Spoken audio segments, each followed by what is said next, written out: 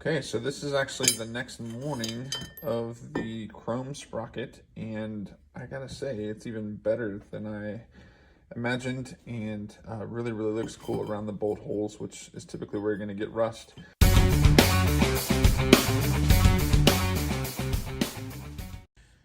All right, so here we have a chrome sprocket that we're gonna patina. So you can see I've already taken some sandpaper, so we're gonna score it a little bit so that the paint will adhere to it. So this is 60 grit, and I use 3M stuff, but it's just what was available. To sand it a little bit and get it nice and rough so that the paint has a surface to adhere to. If it's too smooth, it'll just flake right off.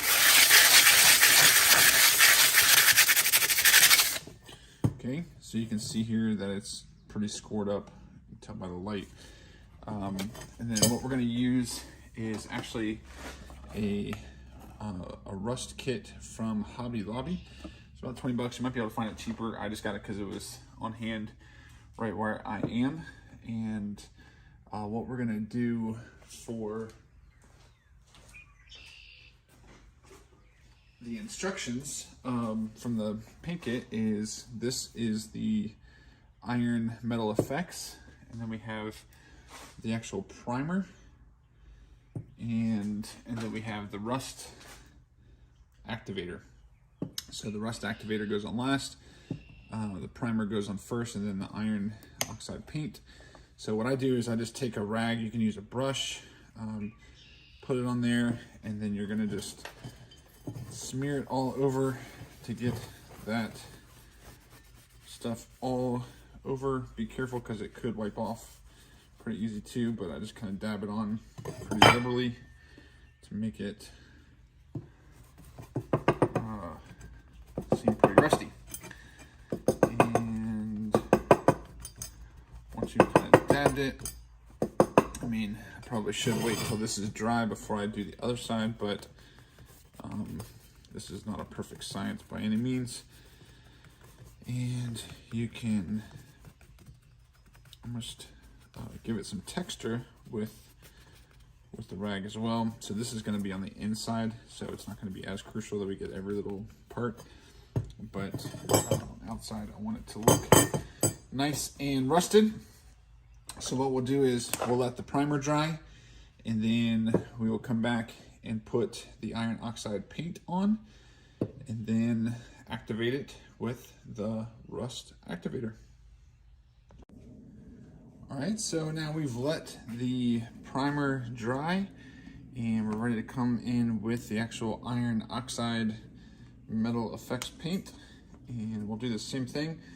We will put it on a cloth. Now this is, I found, is a lot more runny than the rest. It's like a clear almost that you put over it, and the reason why you prime it is so that that copper color can shine through. And let's go ahead and we'll put it kind of more liberally on here, and then dab it around, rub it around, do what you got to do to make it spread around there. And we'll do it on the other side too.